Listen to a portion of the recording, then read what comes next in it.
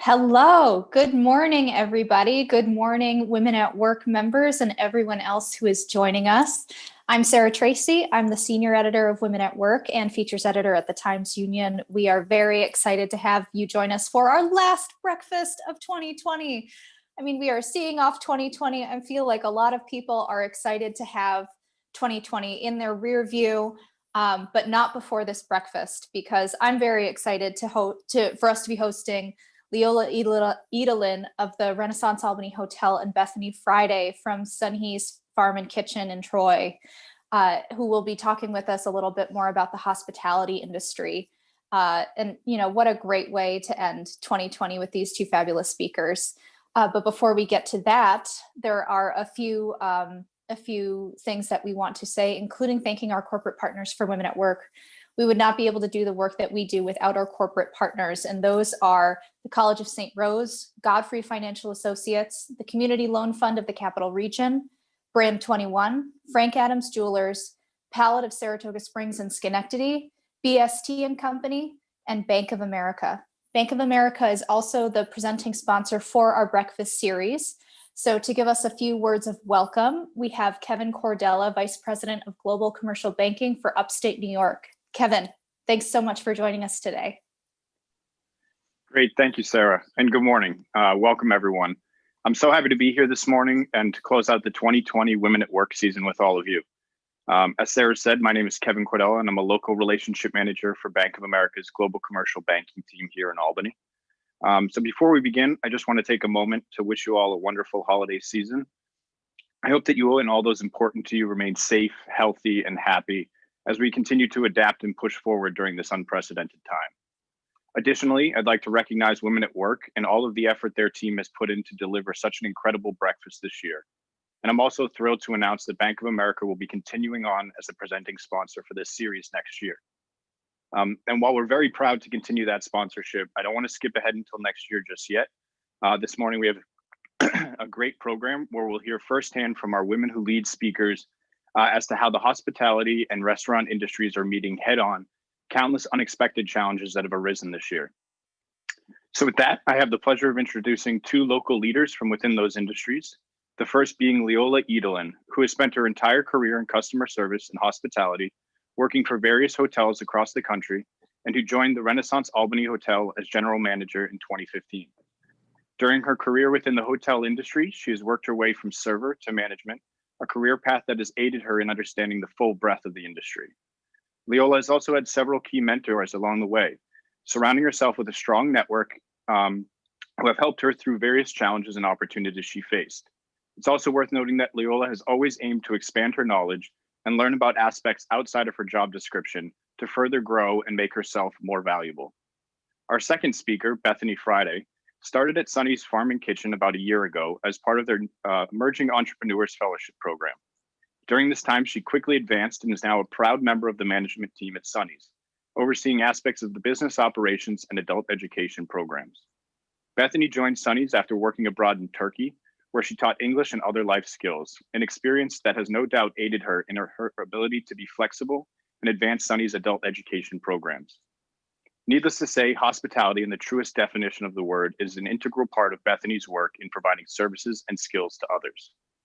Both our panelists today wear many different hats and to get the job done and feel an obligation to serve not only their community, but their employees. So with that, thank you for attending this morning, and please join me in welcoming Leola and Bethany. And I'll now turn it back over to Sarah. Thanks very much. Thanks so much, Kevin. Really appreciate that introduction. Yeah, Leola, Bethany, I don't think I have anything to add. I think that we could just go on with the day, right? In any case, we're so excited to have you here today.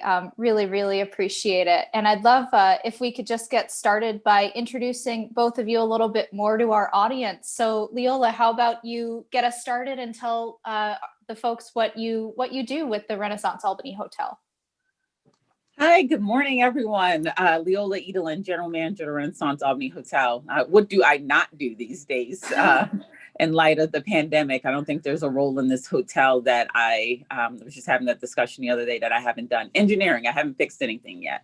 But I oversee 203 luxury lifestyle brand hotel in downtown Albany. And, you know, at the height of before the pandemic, we had 136 full-time employees here. So it's a huge job. And it's a lot of fun too. That's great. Thank you. Bethany, how about you? Hi, everyone. Yep, so my name is Bethany Friday. Yep, I've actually been working at Sunhee, like Kevin introduced, for about a year now as a part of their Emerging Entrepreneurs Program. So it's definitely a jack of all trades type of position. I do some work with their operations at the restaurant. So everything from, you know, inventory to managing staff, scheduling, every operational aspect of hospitality that you could think of, and as well as the adult education programming, where I teach English classes, and I also coordinate our adult computer education program. Yeah, so it's also very a versatile position, so it's exciting. There's always something new, and I'm really glad to be here with y'all. That's great. The many hats aspect of both of your jobs is something that we'll get into a little bit more, because I think that's, I mean, you have to be a Jill of all trades in the jobs that you do. But before we get started with that, I do want to remind the audience, if you have questions for Leola, Bethany, both of our panelists, feel free to type them into the Facebook live chatter, and we'd be happy to address those questions whenever we can get to them. So don't be shy with your questions. But before that, I'd love to ask you both how you got started in the hospitality scene. So how about Bethany, you go first this time. Sure. So prior to working with Sunhees, I had relatively little experience in the hospitality scene. I actually had just returned from a 2-year service / cultural immersion in Turkey back in 2019. I returned, and while I was there, I'd had the chance to develop relationships and listen to the stories of many people from many different backgrounds, some being refugees, some immigrants. And what initially drew me to Sunhees were the community services that they offered to refugees and immigrants, and my desire to be involved with that. And the Emerging Entrepreneurs Program, that fellowship program, was what really intrigued me, because it allowed me to be able to teach English classes and kind of dip into some of those things that I loved so much about being in Turkey. I was very open to learning about the hospitality industry, and that was a huge part of the position, but it wasn't actually what initially drew me. And it's been a year now since I've been in this position, and I've come to realize more and more how deeply connected both the community services aspect of Sunhees and hospitality are connected, and how much they serve one another. Yeah. That's great. Leola, how about you? How did you get started? It was an early start for you, I think, in the hospitality scene. It was a really early start. You know, at the age of 17, 18, I feel like, you know, it's a lot of pressure to put on someone to decide what they're going to do for more years than they've lived their lives. But I love watching crime shows and so forth. So I went to the University of Pittsburgh studying criminal psychology. I wanted to be a criminal profilist. I wanted to find all of the serial killers and work for the FBI. But in the meantime, someone told me that the Holiday Inn across the street from the university that I was going to, Pittsburgh, was hiring, and I needed a job to get some type of, you know, income for books and so forth. So I went to work at the Holiday Inn, and I absolutely fell in love with the industry, and no more crime solving. No, that was out the door. I loved interacting with the guests, and I felt like I was impacting their lives. There in Pittsburgh at that hotel surrounded were about 5 different major universities. And I would get families that would come in, they would ask me about the lay of the land and how safe it was, and if I recommended the area for them. And of course, I had nothing but glowing reviews. And then that September, when the kids were going back to school or enrolling in school, I would see them again. I'm like, oh, you decided to come to Pittsburgh. And I felt like it was, of course, because of me, not because of the school. And they would always be amazed that I would remember them with such a lag between the last time that I saw them and only meeting them once. But it really was those those little moments that made me fall in love with the industry. And, you know, you get instant gratification because as a server, you know you're doing something right when you see the tips that you're making, and you always just know that you're doing a great job. And yeah, I went on from there to opening the Renaissance Hotel in downtown Pittsburgh as a server, and that was in 2001. And fast forward to 2015, opening up the Renaissance Hotel here in Albany as a general manager. So yeah, it's been a great career. And that kind of trajectory for you, I mean, server to general manager in how many years? 20, 25-ish years, 30 years? No, so from 2011 to 2015. So 14 okay. years. Yeah, so 14 years. So that's a pretty steep trajectory that you found. And when we had this talk before, there were a couple of mentors that helped you along the way, but something that I really grabbed from our conversation is that you really had the drive to learn more, to absorb what you could. So can you talk a little bit about, you know, what you had to do in order to go from where you started to where you are now? Absolutely. I was one of those people, and still am one of those people, that I never say, that's not my job. That's not what I got hired for. That's not what I signed up for. Really, if management called upon me and I was at home, I was always answering my phone, always had my work uniform pressed and hung up, ready to go, so that I could be called in at a moment's notice. And it didn't matter what I was being called in for. I was a server, but they could have had a busser call out, I'm coming in. They could have had the hostess call out, okay, I'm coming in. The wine bartender is going on a 2-week vacation. We have no one to fill in. Okay, sign me up for that. I worked double shifts. I worked whatever they needed me to work. You know, it's good for my pockets, but I loved doing it. And I loved being with the people that I was with. But I would say, you know, I would encourage anyone that, you know, has a passion to grow in any type of industry, that the word no should not be a part of your vocabulary when it comes to learning more things, because then you make yourself indispensable.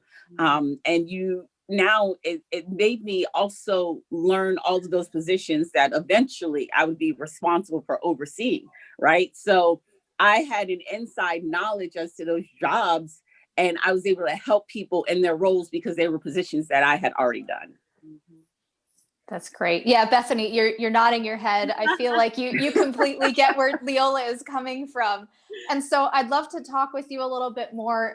You kind of alluded to it before, is that Sunhee has hospitality in a lot of different ways. Some people might think of it just, you know, in the restaurant industry. Sunhee's is a restaurant and you go and you pick up your food, but you also work with the adult education and community programs. So can you talk about the role that hospitality has in what you do?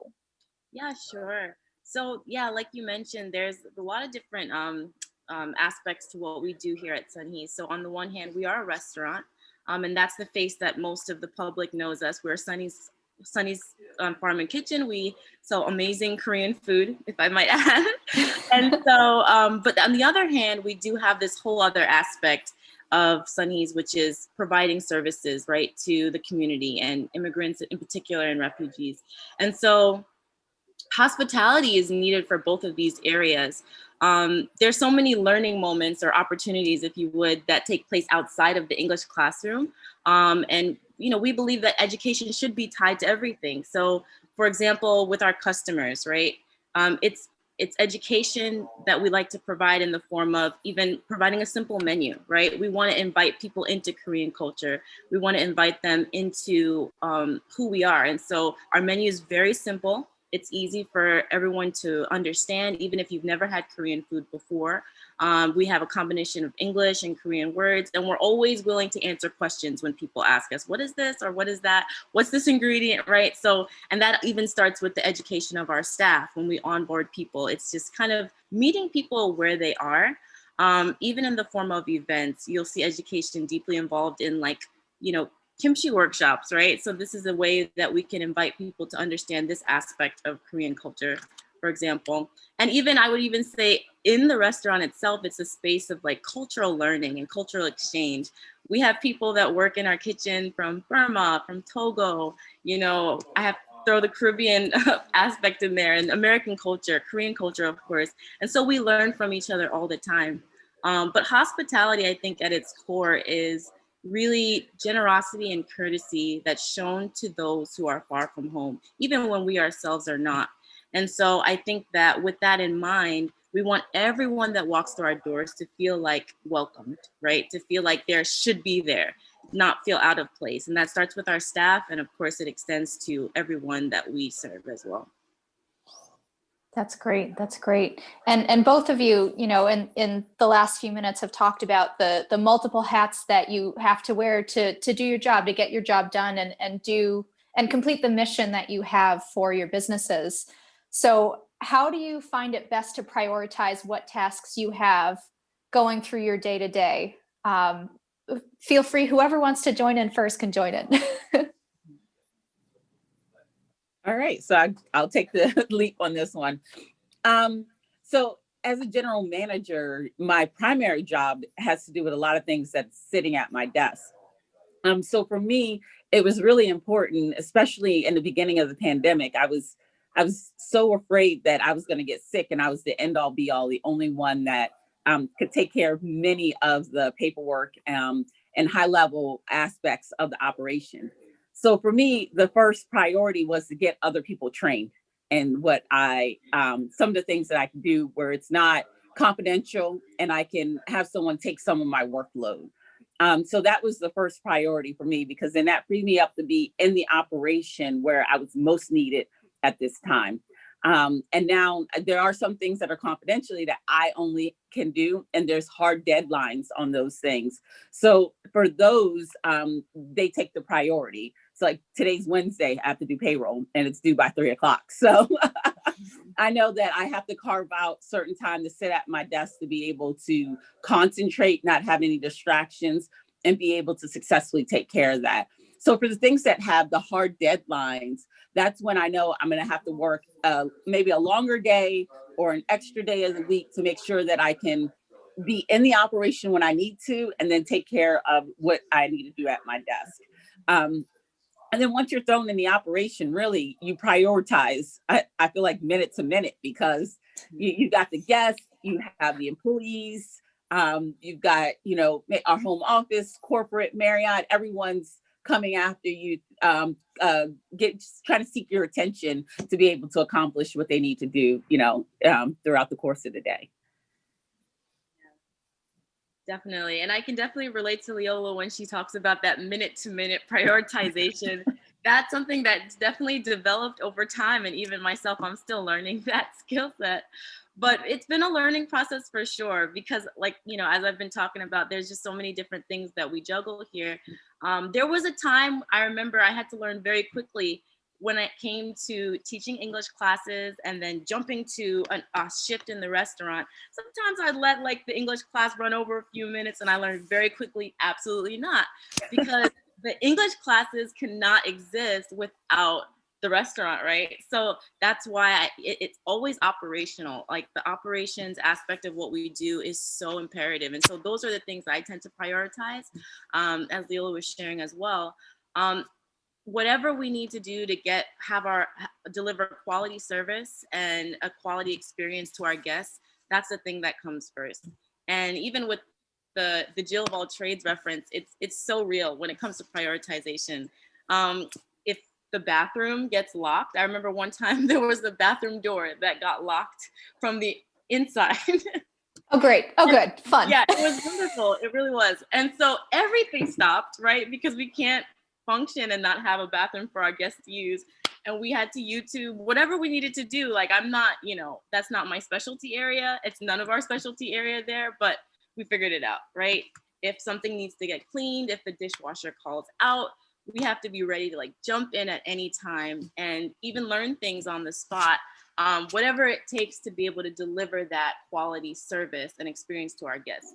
So as far as prioritization, I think operations always comes first. And like she also mentioned, making sure that our staff have what they need to thrive in their positions as well. So staff is definitely important as well.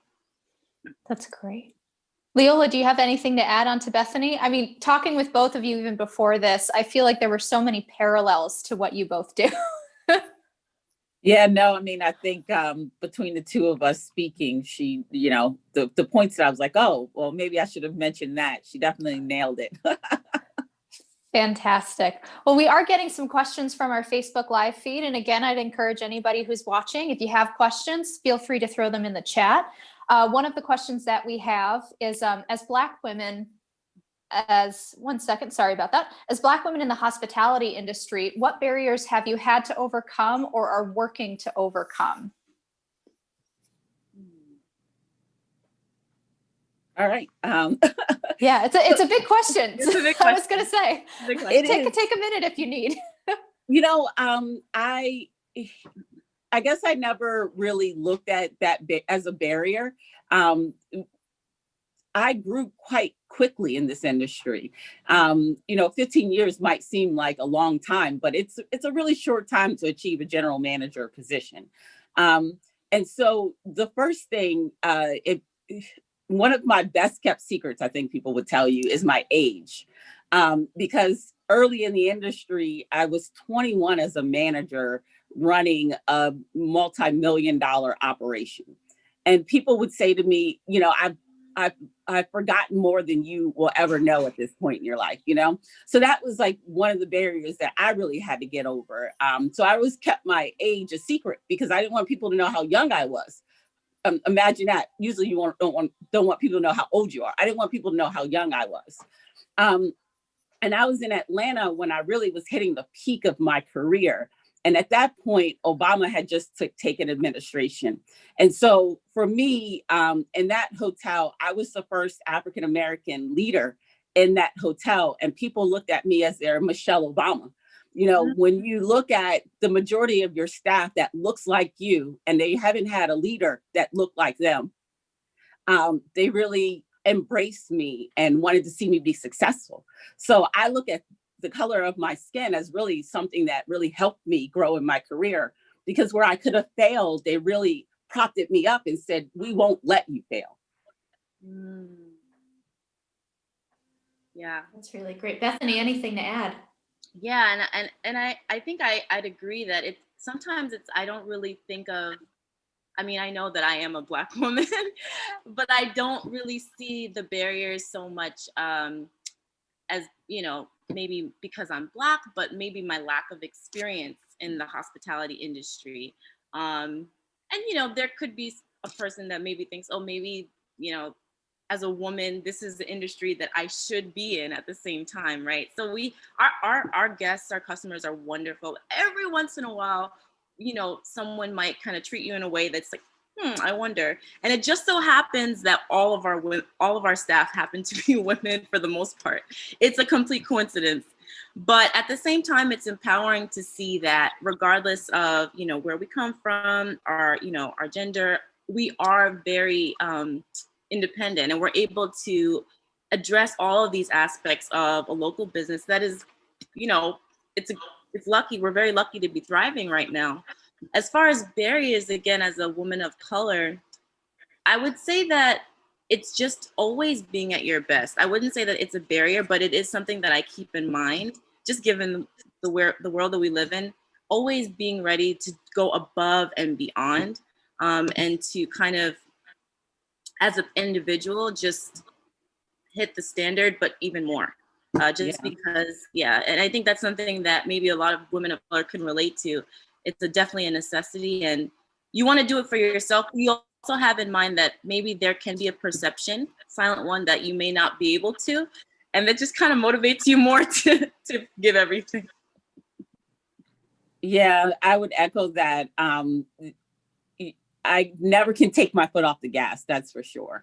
You just have to keep going, and you have to put yourself above all of the competition. You just have to be that ultra performer, and know that, like you said, in the back of your head, there could be some of those perceptions that could get in the way, but I won't let it. That's right.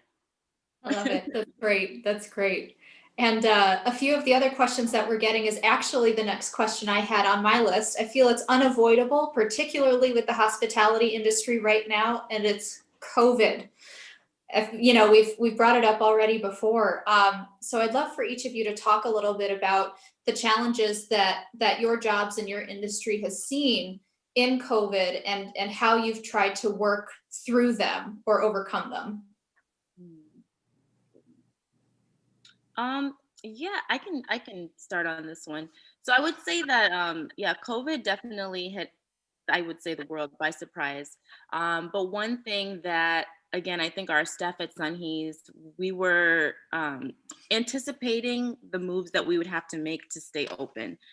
Because for us, staying open wasn't just about staying open and just being able to be a business that is able to continue generating revenue through a difficult time, but a lot of the students from our English programs, a few of them actually, we all work together, right? And so we're a social entrepreneurship, so we don't exist only for the sake of existing or making a profit, but we actually are, like, our business actually is a form of community service, in a sense, to the community, because we are providing employment and different things like that. So people's livelihood were at stake in this pandemic. One of the first things that we did was we reached out to, the public, and we said, hey, we're starting a GoFundMe. We're going to fundraise. We're going to look for grants and different things that we need to kind of whatever it takes type of thing. And we also called all of our staff, and we tried to assess what were their budgetary needs. How much would it cost you if we were to lose this job? Do you need food? Do you need different things? And so we also started like a pantry program, and these are just things that we did without really thinking too hard, just because our staff, like, we're really worried about our staff. If we were to close, that's something that we would have had to accept, because it was happening to a lot of businesses at that time. But first and foremost, we really wanted to make sure our staff was okay. And I just want to also add that as far as hospitality and, delivering great hospitality in a time when the main means of hospitality, like in-person dining and interacting with people one-on-one, and that was taken from us, really had to broaden the definition of hospitality during these last few months. And one of the ways that we did that was taking certain promotional events and certain products and kind of rethinking them. For example, we have what we call the night market. I don't know, anyone that lives in downtown Shore, you might be familiar with our Ferry Street night market. Yeah, that was such a hit. And I actually wasn't even there when I only heard about it, so you probably know better than I. But we used to have a Ferry Street night market where people would come, and it would be a replica of what you'd see in late night Korea. And you'd see like food and just lots of drinks. Everything was really an amazing experience. And so how could we do something like that if we were closed, right? But what we did was we actually packaged the night market for pickup and delivery. And so little aspects like adding a little lantern in the bag, or adding a little flower with water right in the bag, just so that people can set it up in their living rooms, and just getting different vendors from different local businesses to contribute meals, so people would have that same variety that we had in the past. It's intentionality, I would say. There are different ways to show it, but it's just about thinking about what do people need, right, during this time. They need a reason to come together, a reason to smile. I don't know if that explains it or not, but there's a lot of different ways, but I think the key word is intentionality.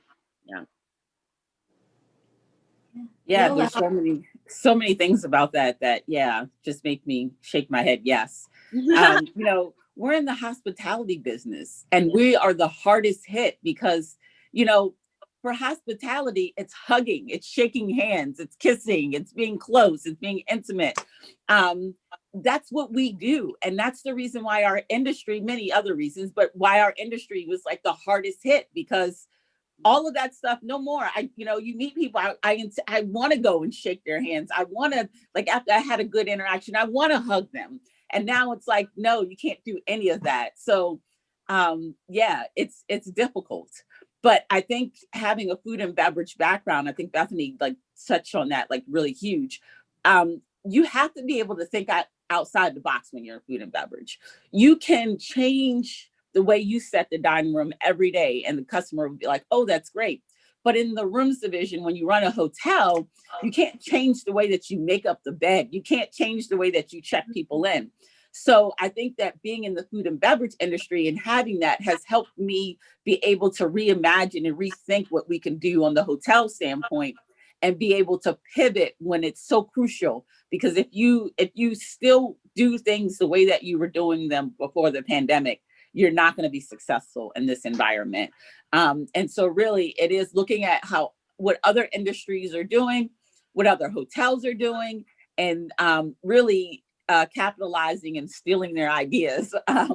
But I've always been told the key to originality is concealing your source. So they're now my ideas, but reimagining your workspace and offering day packages where people can come to the hotel and work out of a beautiful hotel room with a beautiful scenery and having a food and beverage credit for them to use at their disposal while they're here at the hotel during the day. Doing the outdoor dining, offering things to go that you wouldn't normally offer to go, and really just doing things that are outside of the norm because this is our new norm for the time being. And similar to Bethany in the beginning, where we had to shut down our restaurant per the governor's executive orders. And we had all of this food on hand. Some of it could be frozen and kept, but those perishables, the milk and the vegetables, that can't be frozen. And obviously we're not going to serve it all. So we created a market for our employees to come and say, all right, what do you need? Because at this point, you're not working, you're not getting income, unemployment lines are backed up. You can't get through to unemployment. So let's take some of that burden off of you. Let's make you not have to think about how you're going to feed your family. And then being able to get rid of all of that food. So it was helpful on both ends. But really, every day you're thinking, especially in the beginning, when things were rapidly changing, we didn't know how the virus affected people. We didn't know how you could contract the virus. You're cleaning down all of the surfaces. You're trying to make the employees that are left at work know that they're safe. And we're trying to make the guests that are coming in know that they're safe. So yeah, it's been interesting. Interesting is definitely one word for that. For sure. We've got a couple other questions that follow up a little bit with both of you, and both of them are from Cricket Odell. Good to see you, Cricket. Hey. For Leola, Cricket asks, what changes have you felt have been the most creative that you've had to implement at the hotel these past 9 months? I would say that day package is probably one of the most creative ones because, when you think about going to the hotel for a day, you're thinking more of like a Motel 6 type of thing. Whereas we're spinning this as, no, this is, you get tired of, that same old scenery at home. And as I discussed earlier, I debated, do I want to take this call at home or do I want to drive into work and take it from work? Because at home, I have 3 kids and a dog. And 2 of the kids, three of the kids are doing remote, 2 are in college, 1's in high school.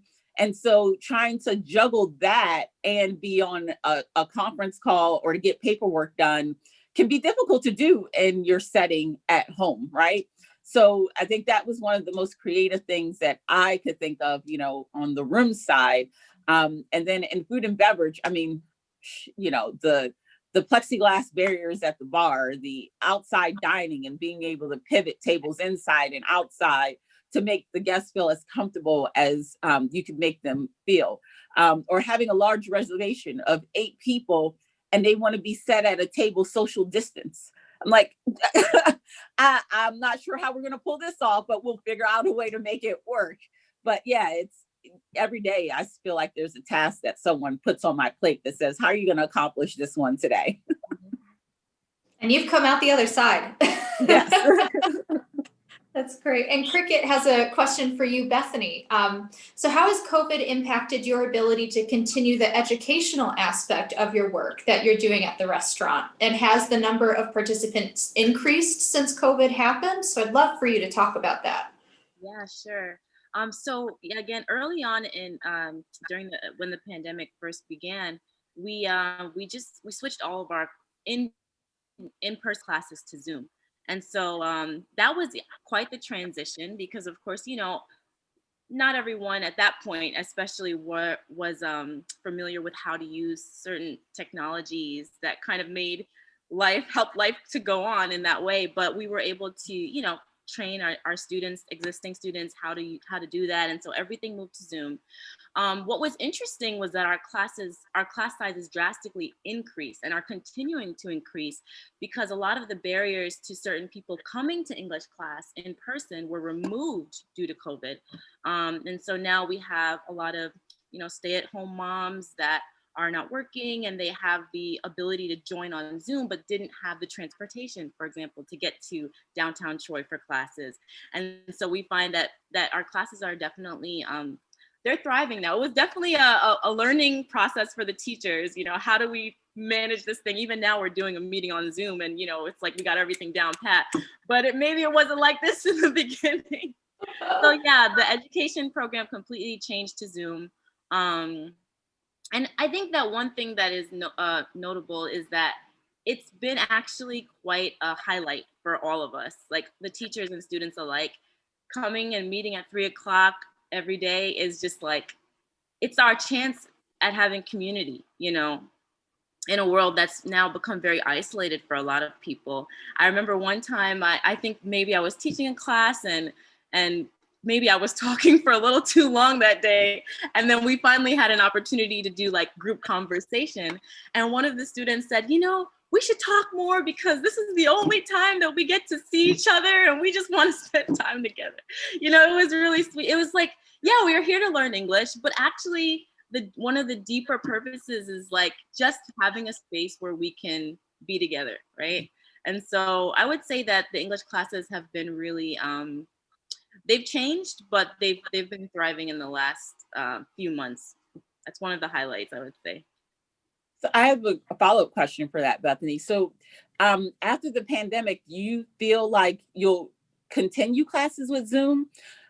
Since you have such a high turnout, that's one of the things, like, I love the fact that our menu's on a QR reader now. I can change it whenever I need to. I don't have to worry about reprinting paper. If there was a typo, I can fix it like that. If we 86 an item, which means you're out of an item, I can take it off the menu and I don't have to worry about the servers having to verbally tell the table, sorry, we ran out of that item.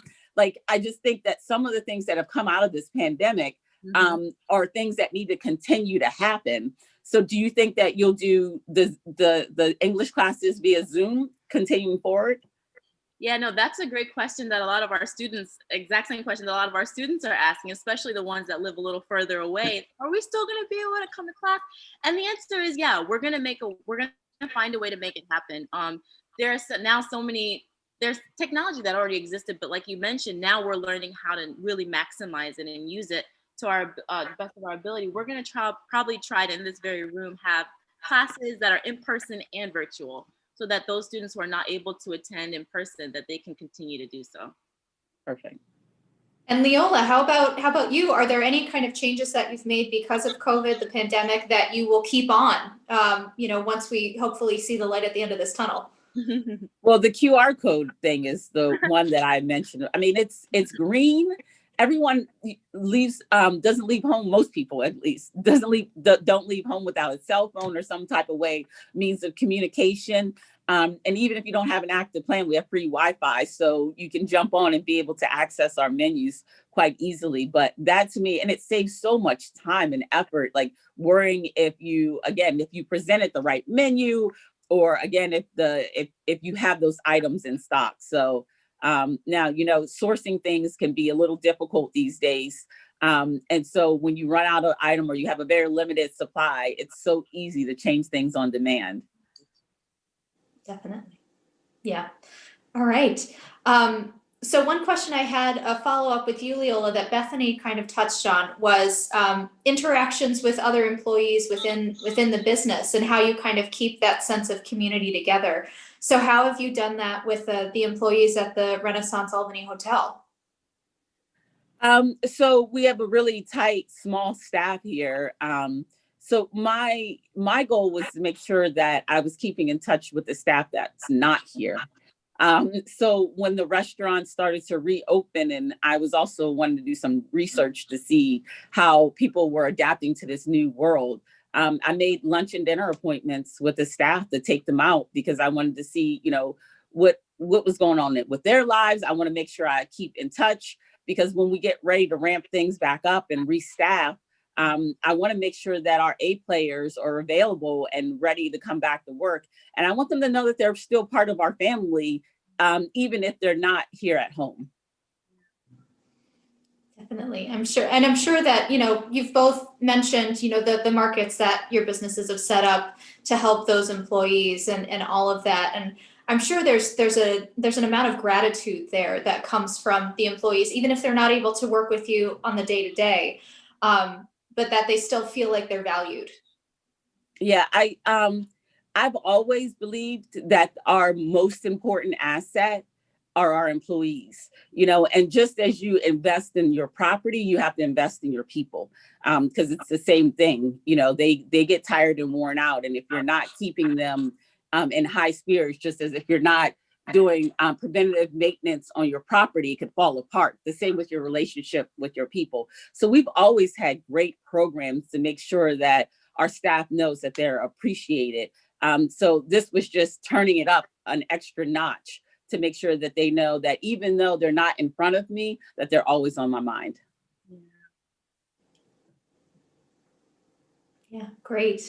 Well, I mean, a lot of our conversation there was prompted by a question from one of the folks that watching. So if anyone has any other questions, we're still on for another 15 minutes. So come on now, send in your questions. But first, one of mine, Bethany, we mentioned it very, very early in Kevin's introduction, but we haven't talked about it too much, is your time in Turkey. And I would love for you to talk a little bit about how your experiences in Turkey as an educator and just, learning about the culture has kind of influenced where you are today, especially when it comes to the hospitality industry. Sure. Yeah, no, it was by far like one of the most amazing 2 years of my life, just being in Turkey and doing it was more like community service work that I was doing there. It was supposed to be 1 year, but then I enjoyed it so much that I had to do it another year. And so, yeah, everything from teaching English to just listening to people's stories. At one point, we were trying to open a school, but had some issues with that. But I would say a lot of my time there was honestly meeting people and just like learning their stories. And we did have a lot of education aspect to it as well. I will say that it has deeply impacted my understanding of hospitality, just because, man, people that are living in different parts of the world, I haven't been everywhere, but I will say in Turkey, they know hospitality. They really do. I'll never forget, I was on a bus one time in Southeast Turkey with a friend that was also with me. And we were just sitting on this bus. And I think in that particular region of Turkey, there are a lot of Syrian refugees that have, moved there. And so there was a woman on the bus, and she actually was sitting there with her baby. She had a little bread in her hand, and she was like, we were trying to speak to her with the few words in Arabic that we did know, not very successfully, but we understood her body language, which was saying, hey, you should like come off of this bus with me when I get off and come to my house. And we're just like, no, she couldn't mean that. But she did. She was so serious. She's like, come to my house with me. So like, we're like, okay, like we're together. This is cool. We went to her house. She like cooked us like whatever food she had, she gave it to us. And she made this really nice meal. She introduced us to her kids, to her sister. She was WhatsApping her family in Canada. We were laughing. It's like we knew her for like our whole lives. It was the most amazing experience. Like just seeing that openness, right, to a stranger. And that's when I realized, I was like, this is very different than our culture in America, right? It's different. I'm not going to say it's like better or worse, but gosh, we felt so welcomed. And I think that at the core of it, that's really what we try to do in the hospitality industry is we try to break that barrier that usually requires time, that usually requires all these other different things. And we say, hey, like your family, like now, like we want to make you feel like you belong here. And so, yeah, I learned a lot and there have been many experiences like that when I was there. And so I think it deeply informed my understanding of what it means to be welcoming and, hospitable. but it was an amazing time. And yeah, it's really great to even, be able to interact with people. That a lot of people that live in Troy, believe it or not, are actually from that part of the world as well. So that was really great to see. Feeling like I'm home again in some ways. But yeah, I don't know if that answers your question. No, I think that was great. I was definitely remembering the anecdote of you and your friend getting off the bus with this woman who you did not know and just Yeah. being welcomed. Yeah. I So love that. I love that. experience. And we have some more questions just kind of pouring in here. Leola, we have one for you. Have you seen an increasing percentage of professional women travelers? And how do hotels help to attract professional female clients to the hotel or to the region?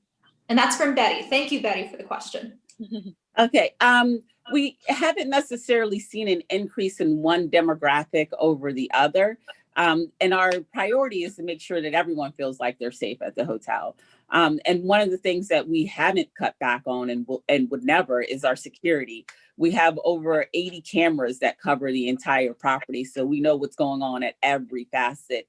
And security makes sure that they're walking around and detailing the hotel. They're wiping down surfaces as they're making sure that everything is safe.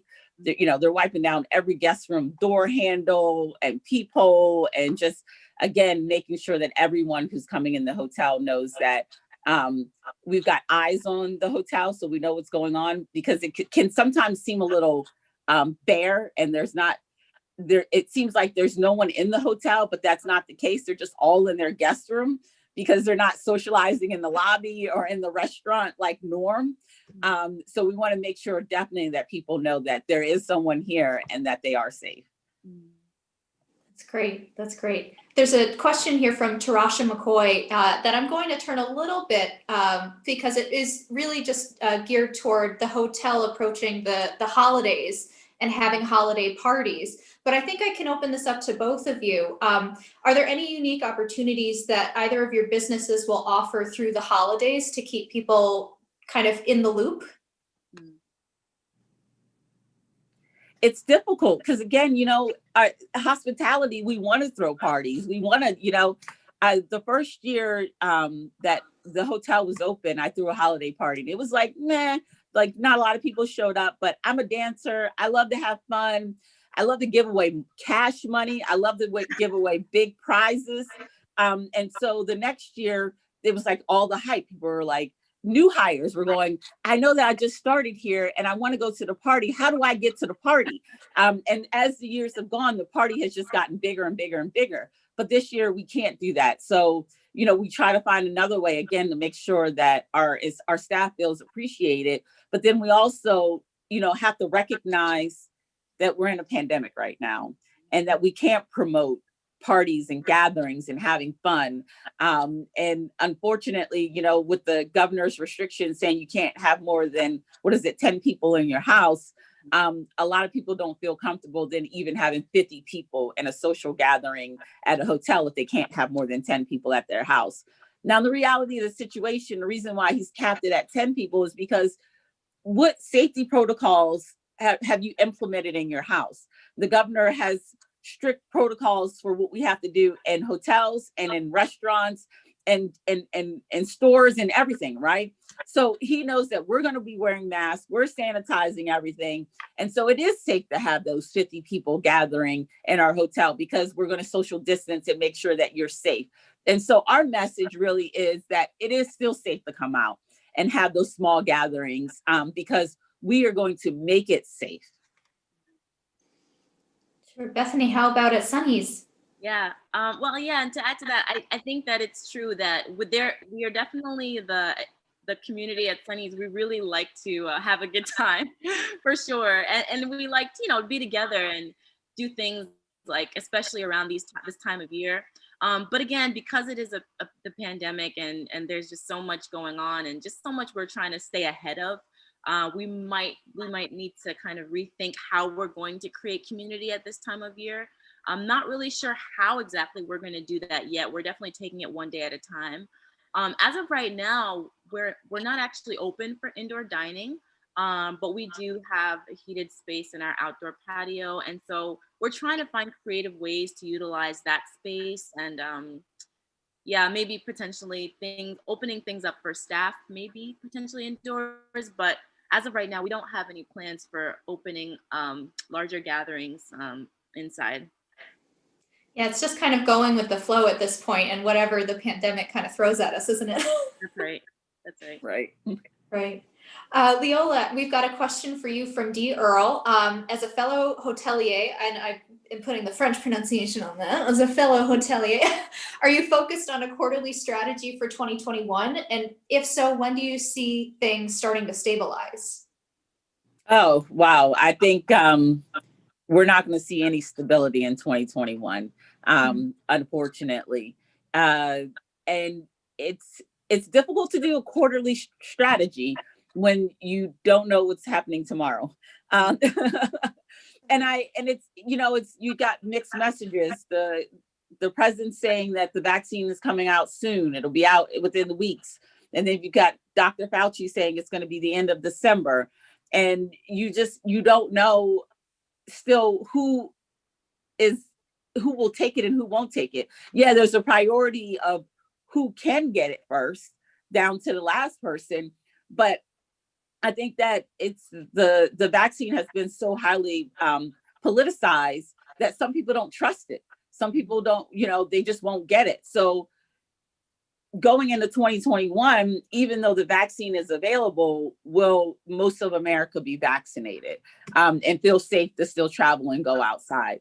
Most of what we do is contingent on what's going on in government, because we're right across the street from the Capitol, and what's going on in large banquet or gathering halls. So the Times Union Center, the Capitol Center, the Egg, the Empire State Plaza, the Palace, and right now they don't have anything booked within the first quarter of 2021, and they're really not booking any. They haven't booked any new talent for 2021. So really, we need to watch and see what everyone else has done. That the legislative session calendar has just come out, but we don't know if it's going to be in person or remote. We don't know if people are going to feel safe traveling. And it's all like, you got to take a poll and see what's in someone's mind, which is difficult to do because that changes again daily. I went from being so paranoid that I was going to be sick to going, I'm just over it. I think most of America was like that as well. So going, okay, we're in the home stretch. We just all need to hunker down.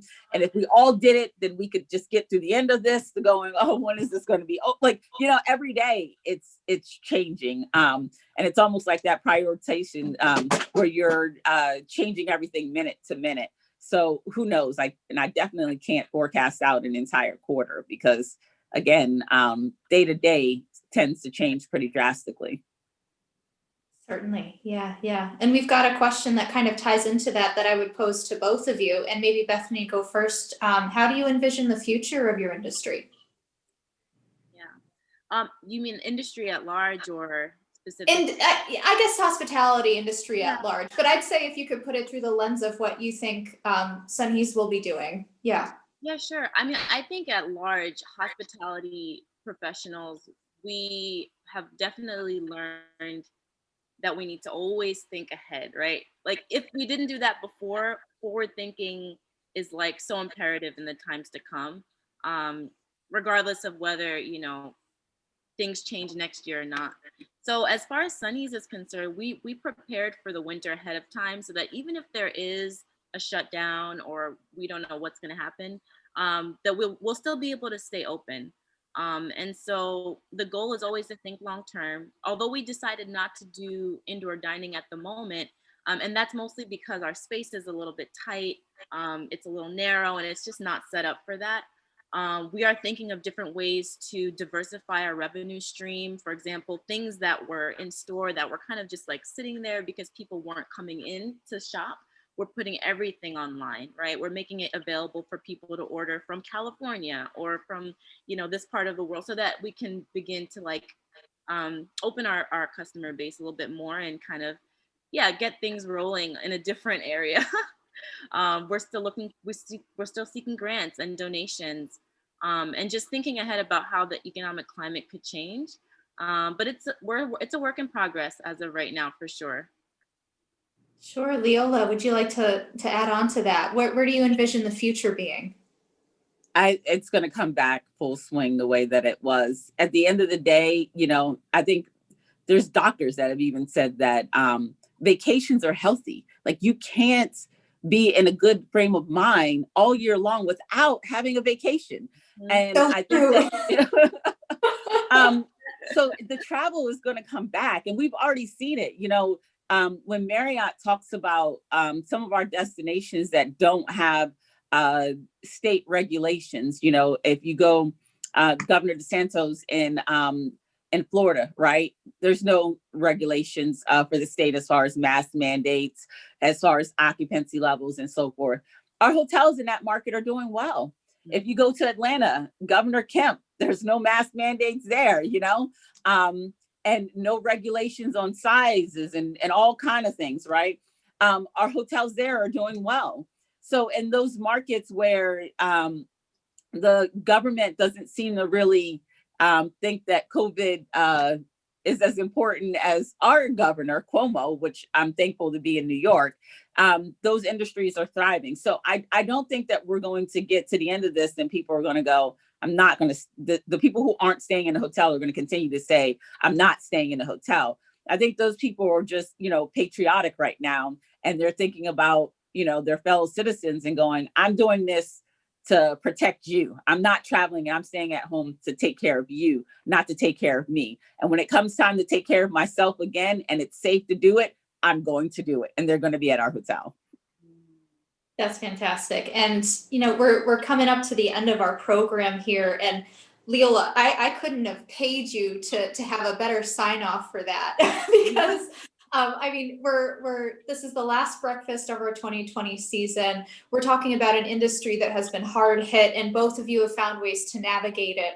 And, I appreciate both of your perspectives, your stories, what you've given to us, your generosity, both in your business and just here in this last hour. So I really, really want to thank you for that.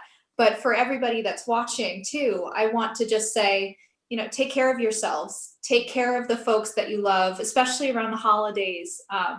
We all want to see out 2020. It's almost there, guys. It really is.